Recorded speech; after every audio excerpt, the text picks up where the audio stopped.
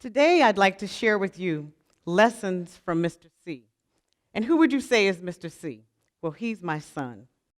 His very existence is an example of someone who dares to defy. Let me tell you about him. He was born at 24 weeks, weighing 1 pound. Doctors gave him only a few days to live, and he spent the first 11 and a half months of his life in a neonatal intensive care unit. There were lots of times where we weren't sure if he was going to make it, but over and over again, he defied the odds. He was a true example to me of what resilience was about and keeping trying. And I said to myself, if Mr. C can keep trying, I know I can too. One of the things that he also taught me is that we have to remember that when we overcome obstacles in our life in the past, that should give us encouragement for any obstacles that we may have in the future, any new ones. Another very important lesson that I learned from him is living in the present.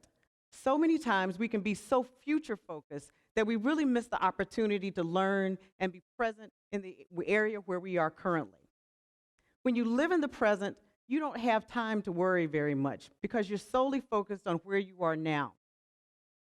You don't worry. You really pay attention and enjoy where you are. You also don't stay angry very long. If something has bothered you, if he trips, if he falls, or if something frustrates him, he doesn't stay mad for very long. And that certainly was an important life lesson. Here I was thinking that we were going to be doing all of the teaching to him, and here he was teaching us. Another very important lesson for Mr. C, I never will forget going to a therapist's office and completing a parent questionnaire that talked about what are the things that your child can do. Normally, I felt very sad because most of the forms, either he couldn't do the things or he was very delayed in actively doing them. But this particular day, someone had added a question, and it said, what's the best thing about your child? I got an opportunity to tell them what the best thing about Mr. C was. And the best thing about him is his laugh. He has the best laugh.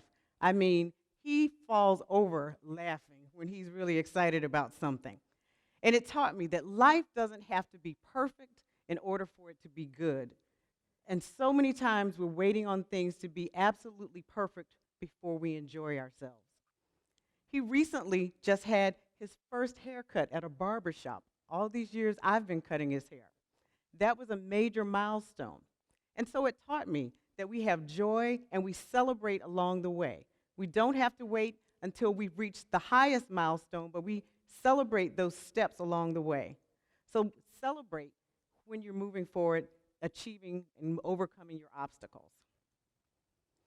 Another very important lesson that I learned from him is that if we focus so much on what we don't have and what we can't do, that we really miss the blessing and the lesson in where we currently are. We can't enjoy it because we're so focused on what we don't have. I had to learn, especially with Mr. C, when people would ask me, is he doing this? Is he doing that? I would answer, not yet. It's very important that we make sure that we don't define where we are and where we start, and our environment define where we can go and who and what we can be. Where we are is just that point in time, but who knows where we can go? So when I think about challenges in my life, and if I can say, am I doing it yet? I remind myself, and I'm gentle, and say, not yet. One of Mr. C's favorite characters is Shrek. We've used Shrek for everything, from reinforcement to help him eat, to walk, to learn how to go up and down steps. And there's a scene in the original Shrek movie where Donkey and Shrek are talking to each other. And Shrek is very frustrated and angry and being very, very short with Donkey. And he's saying to him, he said, well, I'm not the one with the problem. It's other people. He said, they don't like me. They judge me before they ever even know me. How many times do we do that? We make judgments about people and their abilities based on whether they have a disability or not, based on skin color, based on socioeconomic status, sexual orientation, and what have you. But one of the things that Mr. C made very clear to me, I could not judge him by where he started. He may have started out weighing 1 pound and us not knowing whether he was going to make it, but he defied those odds. So I can't do that with other situations in my life either. I can't let where I am define where I'm going to be and what the situation may be in the future. Now here we are, almost 17 years later.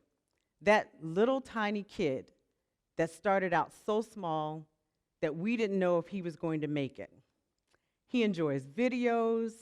He likes playing Challenger baseball. He loves creating ceramics.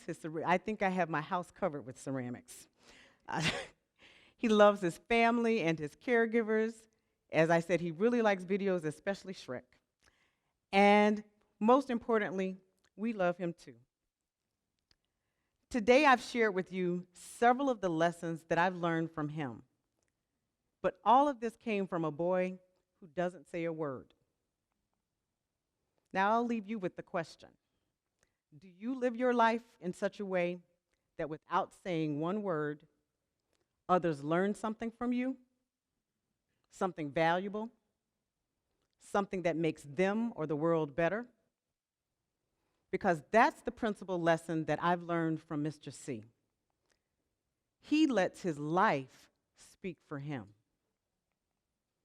Keep speaking, Mr. C, and we'll all keep listening and learning and daring. Thank you.